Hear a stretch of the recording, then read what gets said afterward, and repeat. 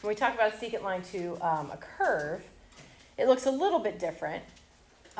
We don't have the circular object, but we do have a curve that we're going to see our secant line pass through and touch the curve in two different places. So that's sort of what this picture is showing you, is our secant line is touching that object in two different places, right? So we've got this point and this point. Now let's talk a little bit more about what we're seeing in that picture, because there's a lot of really good information here. So what I started with was this point down here, whoops, at the bottom, which is labeled as x comma f of x. So instead of saying it's the point x, y, we just use f of x to stand for the output, okay? And then what I did was I moved over h units on the x-axis. So what I'm saying is let's move this point over, x plus h is going to be our x-coordinate now. And then our output goes from being just f of x to now using f of x plus h. So we're labeling the 2 points that the secant line is passing through as x comma f of x and x plus h comma f of x plus h. Now the next thing I want to think about is what's the slope between those 2 points? What's the slope of that secant line? Remember, slope is the difference in y over the difference in x's. So if we look at the difference in y's, we're going to have the y, which is f of x plus h, minus the other y, which is f of x. That's what this is. And then we're going to subtract the x's. So we take x plus h and we subtract x. So x plus h, if you write that all out here, x plus h minus x ends up just being h. That's where that h is coming from. So if we look at the change in y over the change in x's, that's going to give us the slope of our secant line. And that's what I want to write here. So the slope of our secant line is the change in y's, so f of x plus h minus f of x, over the change in x's. I'm not sure why that just moved around like that, which is just h. And that should look familiar. We talked about this expression, or very close to it, on Tuesday. We looked at what this guy looks like for any function. And we tried linear functions, quadratics, square roots, all right? This thing is known as the difference quotient. We've sort of talked about that already. But as we move that second point closer and closer and closer to the point where we want our tangent line to be, something interesting happens. And that interesting thing is this. If I take this point and I move it along the curve so that it gets closer and closer and closer to my original point, which is the point that I want to have my tangent line drawn to, watch what happens. Look at this h value. What's happening to that h value as we move the 2 points closer together? It's getting smaller, right? And it's getting smaller and smaller and smaller and smaller until eventually it becomes 0. The difference between the 2 points is now no difference. What we call that in math is a limit. And that's why when we talked about this on Tuesday, we used that idea of the limit. So as h, which is the distance between the 2 points, becomes closer and closer to 0, the secant line, if you look at the behavior of that secant line, becomes closer and closer to the tangent line. So what this does is it gives us a way to find the exact slope of a tangent line. And that's what I want to write. Continue here. To do is we just said the slope of the secant line is this expression, f of x plus h minus f of x. Find the slope of a graph. And that's what we're going to talk about today. That's what our focus is going to be. So the definition, and this part you'll just have to put on your own notes. That's the end of, that's really hard to see. The definition of I'm going to call it rate of change of a graph.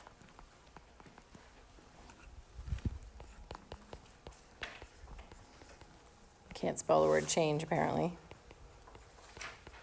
But in parentheses, I'm going to use the term slope.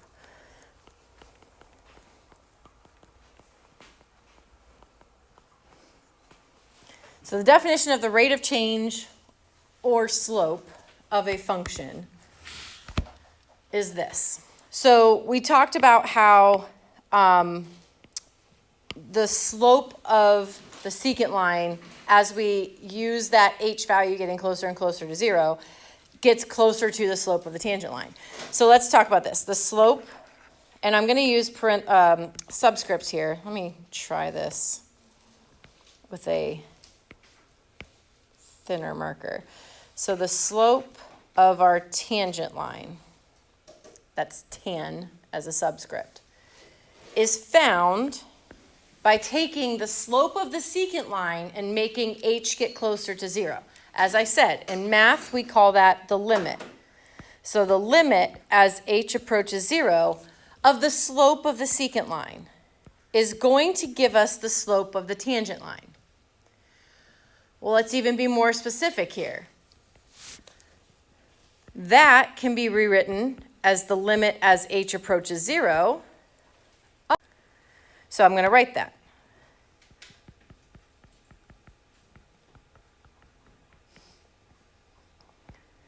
So what we have just determined is that this expression, this limit, can be used to find the slope of a tangent line. Right? So now we know, hey, I don't have to guess. I can find the exact slope of some tangent line. Okay, so I just want to apply this maybe, I think we'll just do one example. I don't think we need to do multiple because we've done some examples like this already. We're just going to add on a little bit at the end. So let's look at how do we actually find the slope of a tangent line. So our only example today is let's find the slope of the tangent line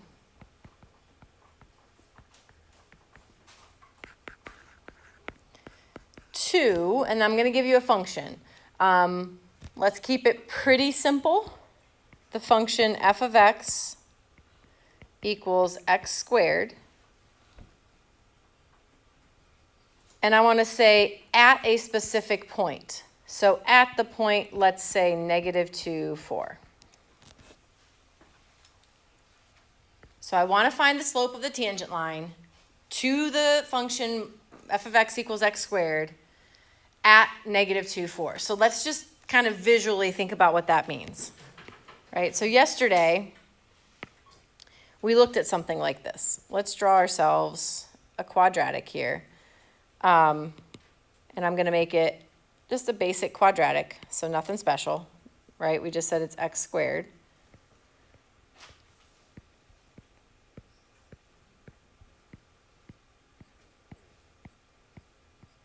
All right. So my quadratic will look like this. It has a point at 0, 0. I'll zoom in a little bit for you guys here. We have a point at 1, 1 and at -1, 1. And then we have points at 2, 4 and -2, 4. And I don't think I put enough spaces on here to do one at 3, 9, and that's okay. We've got a good enough graph going here. So our quadratic will look something like this. All right. What I'm trying to do is draw or figure out, I guess, not necessarily draw, the slope of the tangent line at this point right here, at the point -2, 4. So what we did yesterday is we said, okay, we could sketch what that tangent line might look like. Let's make an educated guess about how that tangent line might appear. So, yesterday, and I'm not going to use a straight edge because it's not working right for me today. Yesterday we said, let's just sketch in what that tangent line would be. Okay, now mine looks like it's actually touching in multiple places. Let me try that again. Something along those lines where it's just touching the function at that one point. What we're trying to do is find the slope of this tangent line.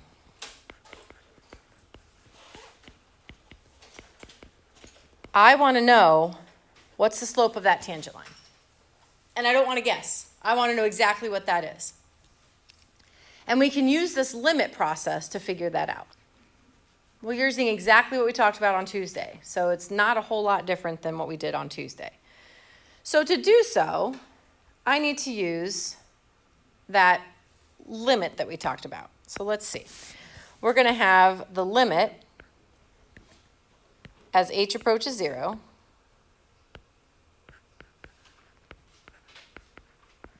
of f of x plus h minus f of x all over h. And then what we did on Tuesday is we said, okay, let's figure out what all these pieces are. So we're always going to be given that function, right? I know what f of x is. F of x is just x squared. I've got to figure out what is f of x plus h. And I hope that you did some of this on Tuesday, maybe a little bit last night. I hope that you know what that ends up being when we use this function, but if not, we're going to go through it anyway. So I always encourage you to kind of off to the side, figure out what that will be. So f of x plus h for this function will be x plus h squared. And then we just multiply it out. Anybody remember what that's going to be without us having to go through multiplying it out? Yeah. Do you have a question? No, I can tell you, and yes, I have a question. Okay. Question first. Okay. Can you scroll out? Yep. So we're using that point to -2, 4 for our as our tangent line point. Yes. So we make the tangent line, and then we have to do that thingy again. Yep. Okay. Ready for the answer? I am. X squared. Cool. 2 plus 2xh plus h squared. Nice. Okay. So it is helpful if you know that without having to go through that FOIL process every time it shows up, because it's just a little bit of a time saver. It's not necessary. You can do it without knowing what that is off the top of your head. It's just going to take you a little bit longer. All right. So I can plug that guy now in where my green is and continue on with the same process that we did on Tuesday. So what I'll have is my limit as h approaches 0 of x squared plus 2xh plus h squared minus x squared all over h. Like that part, exactly like what we did Tuesday. So we did a little bit of practice with that. First thing we do in this situation, we want to simplify the numerator. So if I simplify the numerator, 2xh plus h squared. good, over h. So could you just take that square away and make it 2xh plus h? What I want to do, I want to think about in terms of factoring out an h. You want to get rid of the h in the denominator. Okay. That's our big goal. If we can get rid of the h in the denominator, then I can plug in 0 for h, and that's what I want to be able to do. So let's factor out the h. Because that gives me my giant one. And again, this is just like what we did on Tuesday. I'm not taking as much time to go through this on Tuesday as we did in class. If you need to, I know some of you were out Tuesday. Make sure you've watched that video in the calendar if you haven't already done so. All right, so we get our giant one. If we don't get that giant one to happen, then we've done something wrong, right? When we're doing this process, there has to be a giant one with the h. So we end up with the limit as h approaches 0 of 2x plus h. And that is really nice because no longer do we have an h in the denominator of the fraction. Can you go up for just Yep, 10 minutes? absolutely. One step on. Right here? Yeah, that's Okay. good. Once we have the h out of the denominator, then it's just a matter of, hey, let's plug in 0. All right, so let's plug in 0. You're going to get 2x plus 0, which is 2x. Now let's pause for just a minute and talk about what we found, because it is important. This has a lot of meaning. This 2x, this represents the slope for any tangent line to that graph. So it gives us a formula to find the slope of any tangent line. And that's really important because we can change the point of tangency and we still have a way to find the slope of that tangent line. The only thing that's necessary for us to know is where do we want the point of tangency to be. And then we just use the x-coordinate from that point. So if I wanted to know the slope of, I'm going to zoom out for a second here so I can see my picture. I'll zoom back in if you guys need it. If I want to find the slope of a tangent line, and don't draw this, just watch, to this point, I could do it. If I want to know what the slope of the tangent line to that point is, I could do it. If I want to know what the slope of the tangent line at 0, 0 is, I can do it. All I need to know is what's the x-coordinate. So this point has a ordered pair of -2, 4. I just need to use the x-coordinate in my formula that I just figured out. So we've got the formula to find the slope of any tangent line. Let's find the slope of a very specific tangent line. So the slope of the tangent line, I know we're doing a lot of writing here, but I think it's important so you know what we did. The slope of the tangent line at -2, 4 can be found by plugging -2 into the formula for x. Okay, so if we want to find the slope of the tangent line, we just take the x-coordinate of the point, and we plug it into the formula. So that means we're going to have this. Our formula was 2x. Plug in the x-coordinate of -2, and we get a slope of -4. That is the slope of the tangent line that I drew in my figure up above.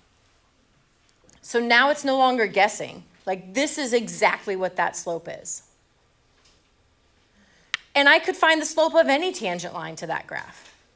If I wanted to find the slope of the tangent line at the point 0, 0, I plug 0 into my formula, right? If I want to know what the slope is at the point 1, 1, I plug the x-coordinate 1 into the formula. Any of those can be found by just taking the x-coordinate of the graph, or the x-coordinate from that point on the graph, and plugging it into the formula you found. So that limit is used to find the formula, and then we take a point from the graph and plug it in. Tomorrow we're going to put everything together. Like, we've kind of put all the pieces. It's starting to come together. We can see how Tuesday and Wednesday are sort of connected now. But we're going to give this a name on Friday, okay? Questions? Yeah. This is kind of a dumb question. Nah, but I nope. just have to make sure. Nope. So we must go through that whole process, and then whatever we come up with is the formula we can use, but we don't use 2x for everything. You use 2x just for that function, x squared. Okay, and then so for any other function we were given, we would have to find. You have to find the formula, right? Okay. Sorry, can No. you zoom out? Yep. Where do you want me to go? Keep it right there for a second, and then I have to go down. I didn't finish writing that big thing. Can you read all of that? Yeah, that's fine. Any other questions? Yeah, every function is going to have a different formula to find the slope. So you have to go through that limit process to get the formula. And then once you have the formula, for that function, that's the slope for any point. You can pick any point on the graph and find the slope. But the initial part of that is finding the formula.